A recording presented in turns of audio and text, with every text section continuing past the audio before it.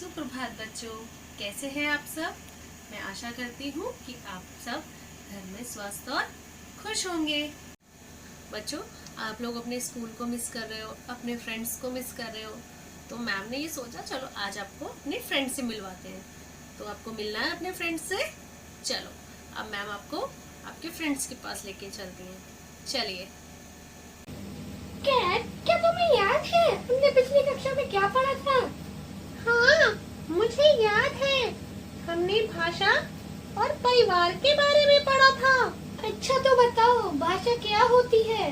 भाषा वह साधन है जिसके द्वारा हम अपने विचारों व भावों को प्रकट करते हैं। बहुत अच्छे। क्या तुम जानती हो कि इस भाषा का आधार क्या है? भाषा किससे बनी है? नहीं। तो आज हम स्कूल जाकर मैडम से यही सीखेंगे। हाँ, बिल्कुल सही कहा तुमने। चलो स्कूल चलते हैं।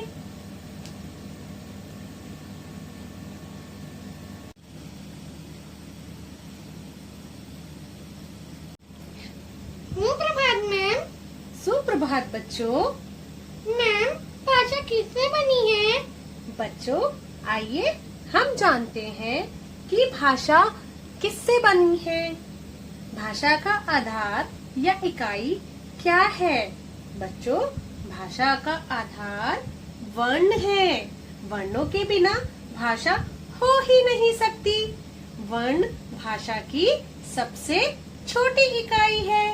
इसके टुकड़े नहीं किए जा सकते।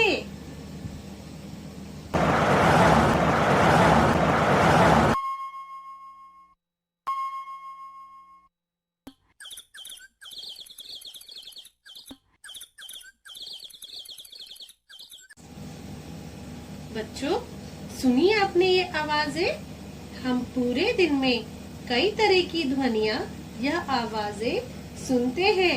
वाहनों के चलने की आवाजें, पक्षियों के चहकने की आवाजें, मोबाइल की आवाजें, है ना? सुनते हैं ना? आप भी सुनते हैं। बच्चों, व्याकरण में ध्वनि का अर्थ वर्ण होता है। बच्चों, जब हम बोलते हैं तो हमारे मुंह से भी कई ध्वनियाँ निकलती है ना?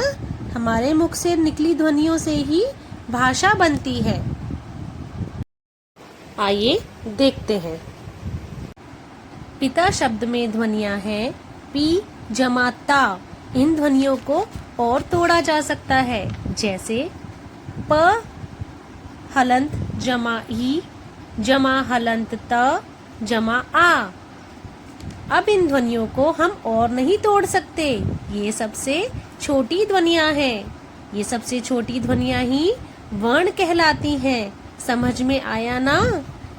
यानी कि जिस ध्वनि के टुकड़े ना हो सके उसे वर्ण या अक्षर कहते हैं।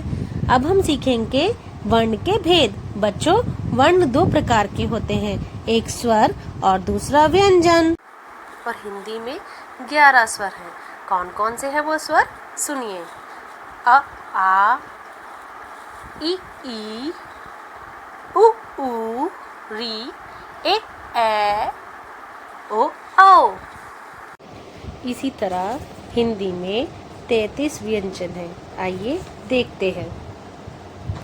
क ख ग घ ङ च छ ज झ ञ ट ठ ड ढ ण त थ द ध न प फ ब भ म य र ल व श श स ह।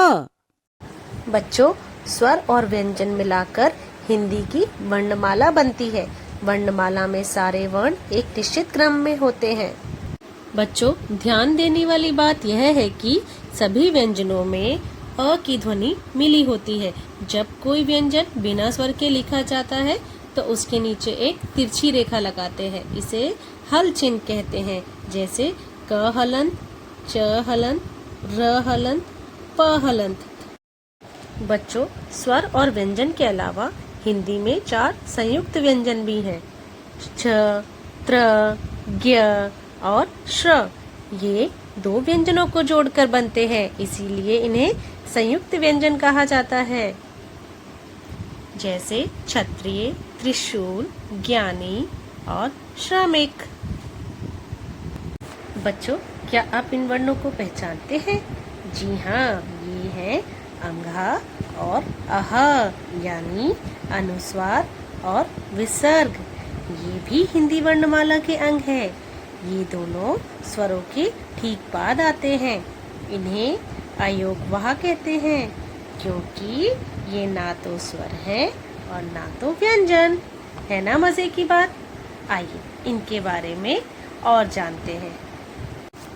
अंग यानी अनुस्वार, इसका चिन्ह है ये। इसका उच्चारण नाक से किया जाता है। अनुस्वार वाले कुछ शब्द हैं पतंग, बंदर, झंडा, बंदूक। अह यानी विसर्ग, इसका चिन्ह है ये। इसे 2 बिंदुओं के रूप में लिखते हैं। यह निशान अक्षर के बाद में लगाया जाता है। इसे बोलते समय ह जैसी ध्वनि आती है, जैसे प्रातः, नमः। बच्चों, आइए अब अनुनासिक या चंद्र बिंदु के बारे में जानें। इसका चिन्ह है ये।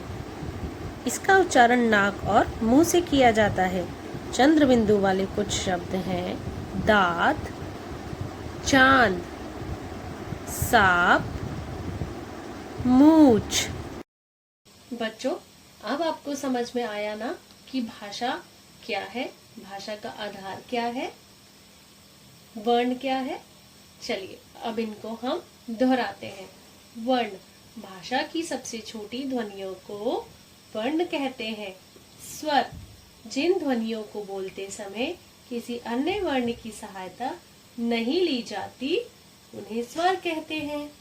व्यंजन, जिन ध्वनियों को बोलते समय स्वरों की सहायता ली जाती है, उन्हें व्यंजन कहते हैं।